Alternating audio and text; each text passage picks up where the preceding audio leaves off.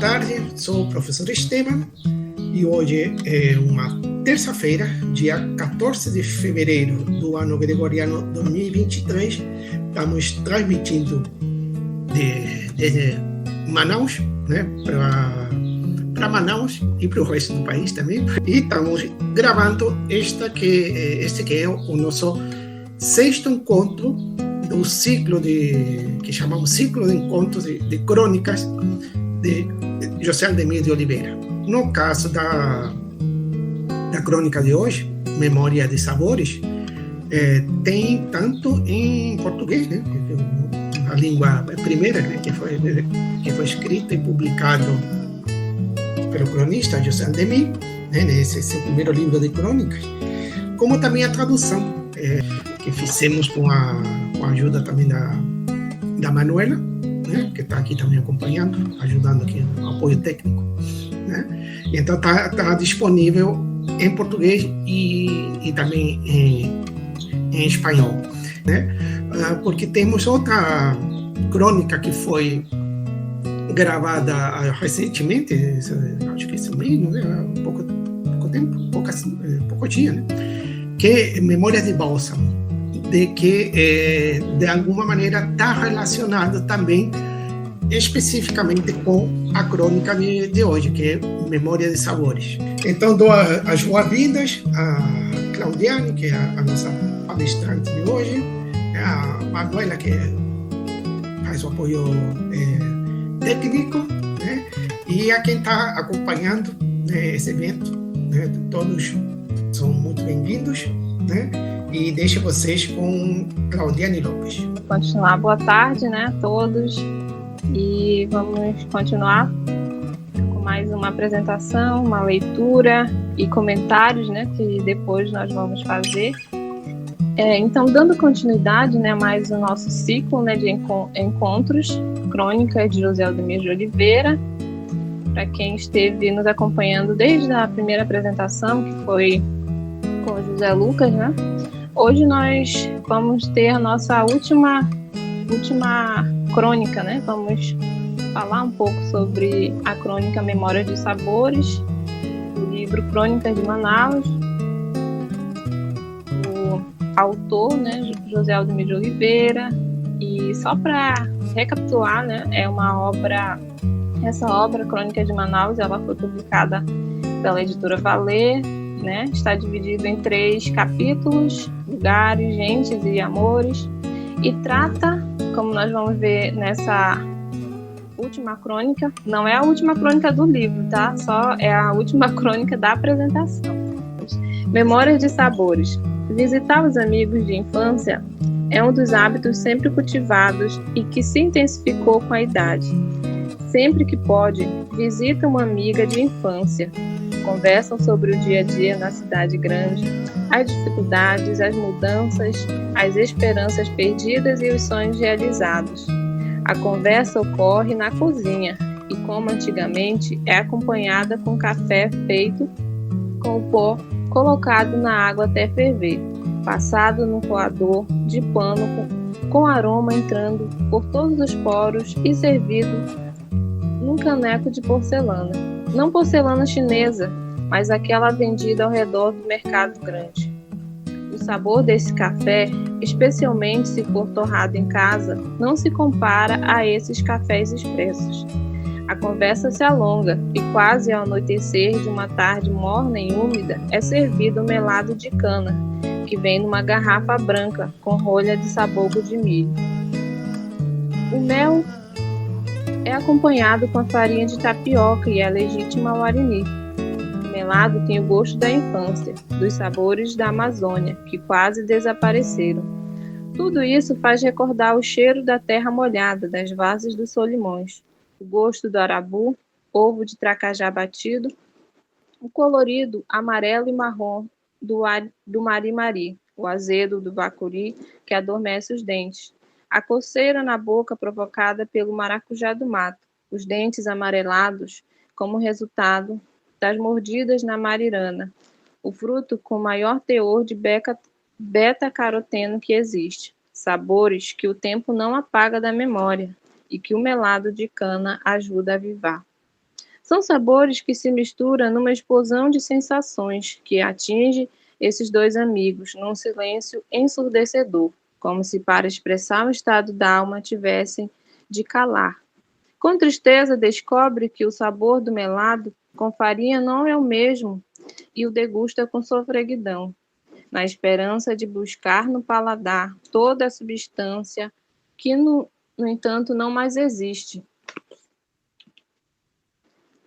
ou ele não é capaz de absorver, não porque os sabores se modificaram, mas porque são outros os tempos e os lugares, e principalmente porque percebe que quer outros sabores, daqueles leves e antigos, guarda a lembrança, a ternura que dão água na boca. O melado termina e ele não tem coragem de repetir. Toma um copo d'água, que embora a saída do bebedouro elétrico, imagina ser do pote. Também não é o mesmo gosto. Tudo parece um sonho que ele revê. Ou melhor, saboreia, numa sensação que vai além da água na boca. Aperta o peito e remonta a um tempo e a um sabor que não voltam mais.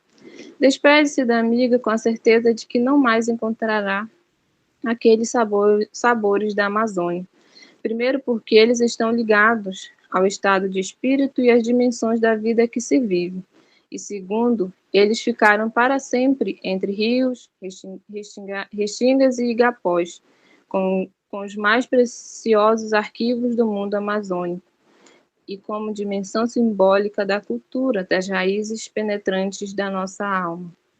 Entende que não pode mais saborear aqueles frutos, mas decide que eles permaneçam como encantamento no tempo vivido, numa topografia sentimental, como índice de um passado próximo. Insiste em guardar no mais profundo recanto de sua memória coisas, objetos e sentimentos que pouco a pouco vão desaparecendo da Amazônia, num fio de esperança, de permanência, que apesar de tênue, é o que lhe possibilita continuar existindo. E conclui, o tempo, tal qual os sabores, não para. Crônicas de Manaus, né, foi publicado pela editora Valer em junho de 2011. Como já falei, está dividido em 3 capítulos: lugares, gente e amores. Trata especificamente dos lugares, das pessoas que vivem em Manaus e do amor do autor pela cidade. No total, são 46 crônicas. Bem, nesta crônica de hoje, Memórias de Sabores, né, eu identifico como personagem 2 amigos, né, que podem ser tanto um homem como uma mulher, ou pode ser 2 homens, 2 mulheres, 2 pessoas adultas, né, que se conheceram na infância, no decorrer do tempo, se encontram para uma conversa. E também temos como personagem, eu boto como segunda, né, personagem a cidade, porque eu vejo como um texto que a narrativa nos apresenta as 2 pessoas como personagens principais, mas que a cidade ela não perde o seu valor como personagem também, porque tudo vai acontecer na cidade, né? O ambiente onde ocorre é a cidade. E também nós temos o cronista, né, que sempre vai estar presente nessas crônicas, que é o narrador, né, que nos conta, nos narra os fatos fictícios do texto. E a estrutura, né, assim como nas outras crônicas também, assim como nas 2 outras crônicas, o texto apresenta uma linguagem simples e coloquial, né? Narrativa em terceira pessoa, onde o narrador, através de uma conversa, né, nos conta os fatos que corriqueiramente acontecem na cidade de Manaus. E é um texto em prosa. E essa conversa não é entre o narrador e os personagens, mas sim entre o narrador, né, o cronista narrador, com o leitor, que somos nós, né, os que leem a obra, os textos em si. E a prosa, né, e nas outras apresentações eu falei um pouco mais da crônica, né, o que seria a crônica, e aqui eu trago algumas informações e definições sobre o que seria a prosa, né, que é Quando eu digo que o texto tem a configuração em prosa. Então, prosa são textos escritos, né, de forma corrida, quer dizer, breve, organizados em parágrafos, como nós vemos, né, no nosso texto, cuja intenção, e a grosso modo, é a exposição de uma ideia, de fatos ou de uma história, que no nosso caso são a história, né, de uma pessoa. E muitos dos exemplos, né, que nós podemos ter são os livros de contos de fada, de ficção, ou não, né, pode ser ou não de ficção. E também jornais. E as crônicas, né? Cartas e e-mails são exemplos de textos em prosa.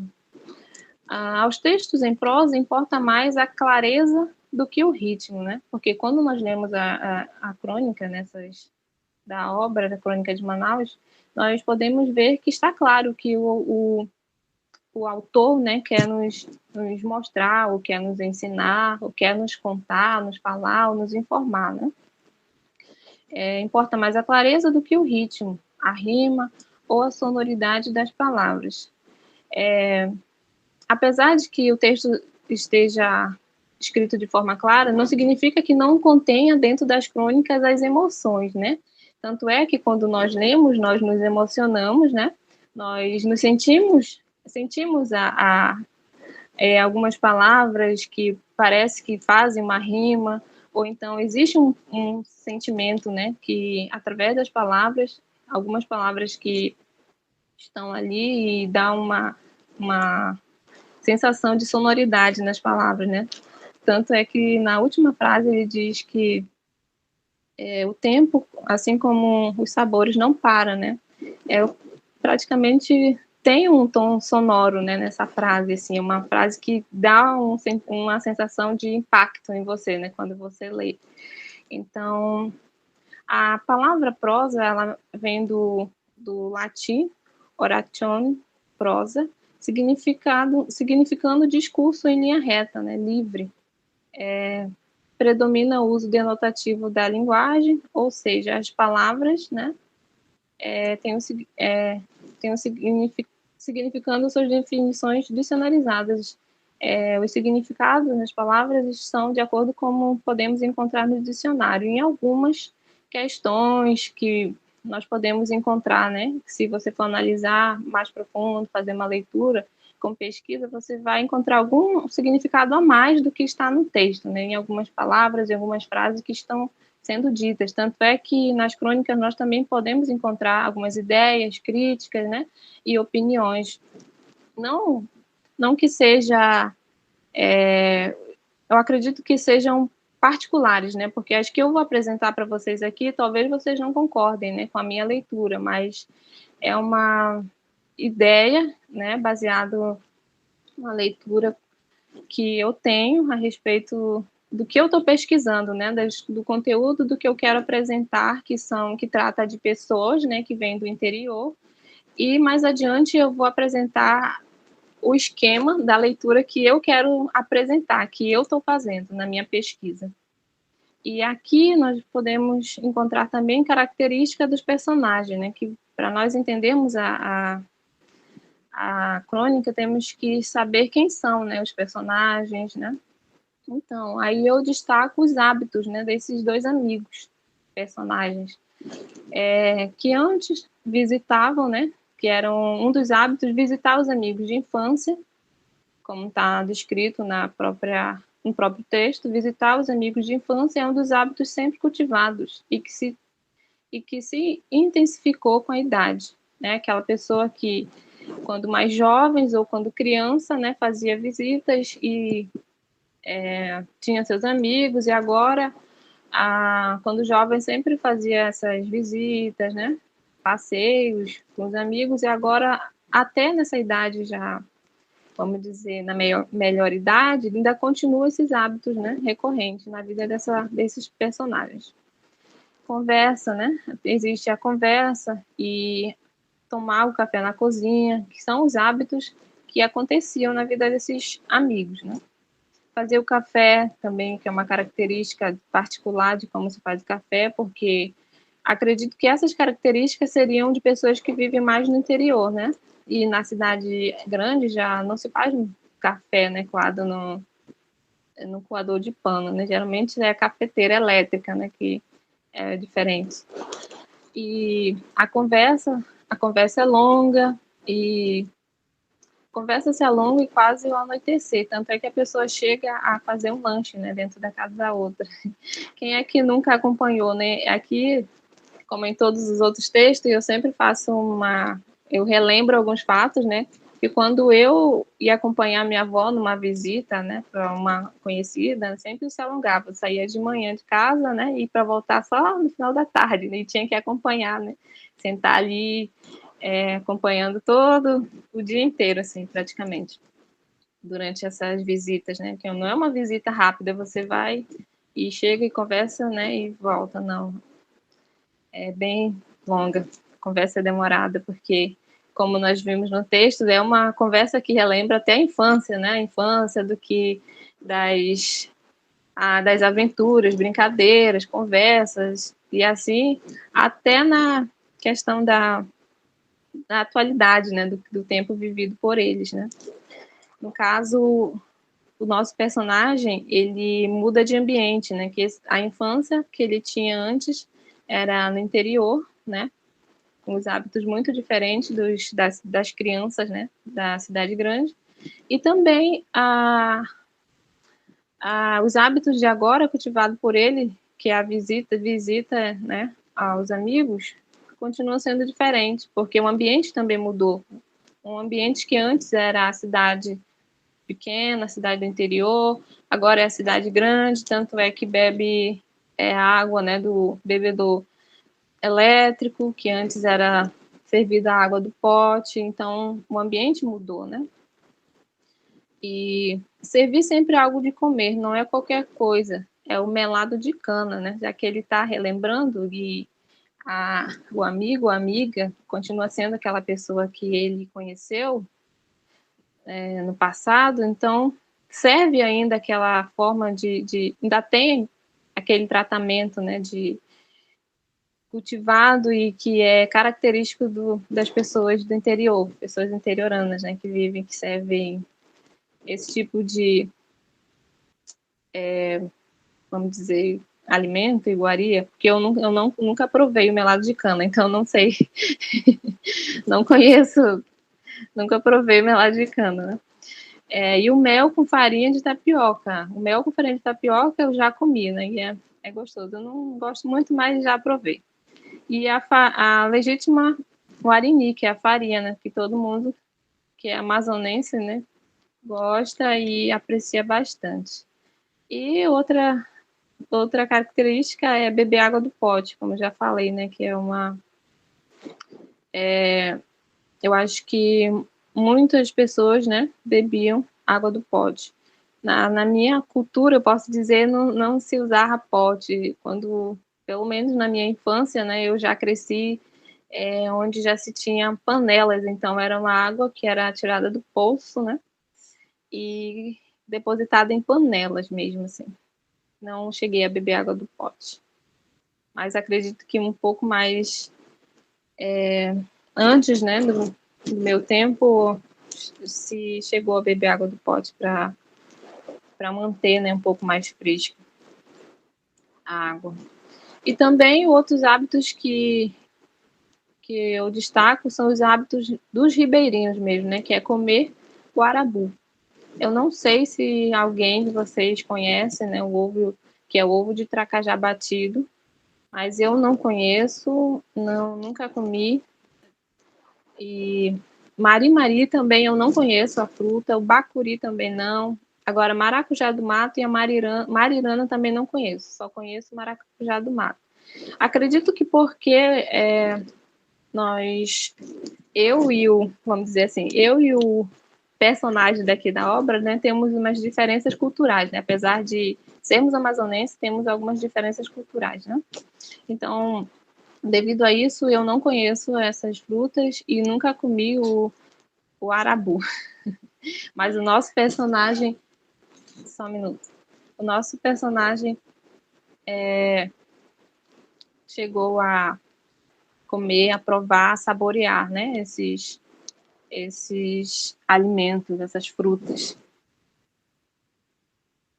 E característica da cidade encontradas na obra, né, no texto, vamos dizer, na crônica Memória de Sabores. A cidade e suas particularidades, que são as tardes mornas, né, que acontecem, né, na cidade de Manaus, que faz um dia de calor e depois uma chuvazinha assim breve só para melhorar o clima, né, mas continua morna, né, úmida, mas não sei como dizer, mais um clima abafado, como diz aqui. Seria uma tarde morna. E os cafés expressos, né, que existem, né, que é uma característica na cidade, né, da cidade grande de Manaus, que as pessoas não frequentam mais aqueles ambientes simples, né, vão mais em shoppings, né, pede cafés expressos e etc. E o bebedouro elétrico, né, que antes era água natural, né, do pote, agora é uma característica da cidade grande, né, beber água do bebedouro elétrico, né, água gelada, como falo, né. E a outra característica, né, assim como em todas as outras crônicas, a característica do cronista narrador aí eu trago aqui uma classificação de Genet, que nas crônicas urbanas podemos encontrar o narrador da terceira ordem, ou seja, um narrador intradiegético, heterodiegético, né, que conta história na qual não está presente, fazendo parte apenas do texto como personagem ficcional. Como nesta crônica, né, Memória de Sabores, nós vemos que o narrador nos conta aquilo que aconteceu, né, que alguém viveu, né, que os dois personagens viveram, e que ocorre, né, na cidade. E o tema central desta crônica, Memória de Sabores, é o tempo, né? Trata do tempo. E que tempos seriam esses, né?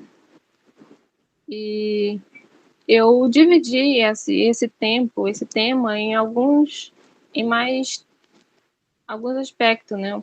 Como assunto, né? Trata o assunto do tempo da infância, né? Que seria o passado, onde o melado, ele diz que o melado tem o gosto da infância. Ou seja, quando ele prova o melado, come de novo o melado, ele relembra, né? A sua infância.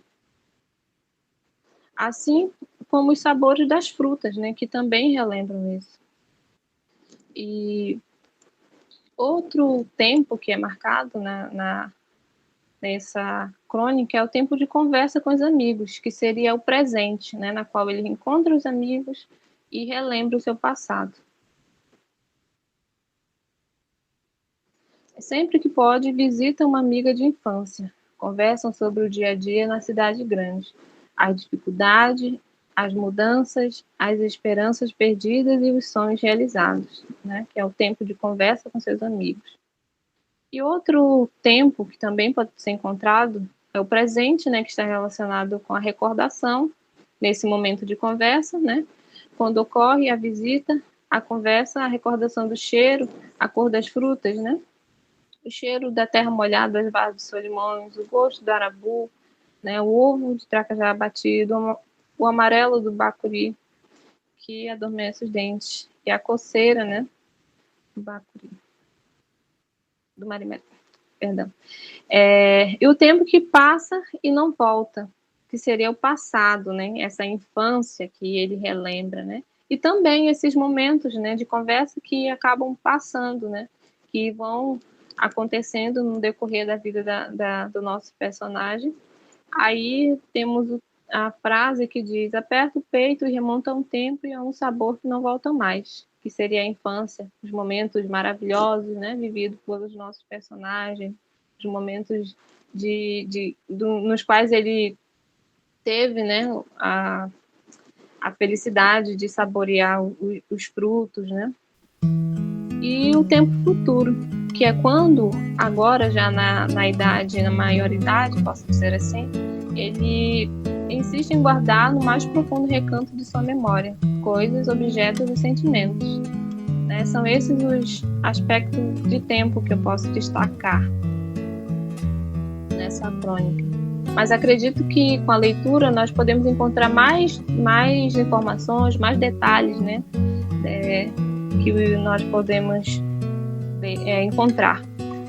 E para esclarecer um pouquinho o melhor entendimento, né? Eu trago um texto que eu encontrei na internet, né? Que trata sobre o Cronos e o Kairos, as personificações do tempo. E eu vou ler aqui para vocês, depois eu vou comentar algumas coisas.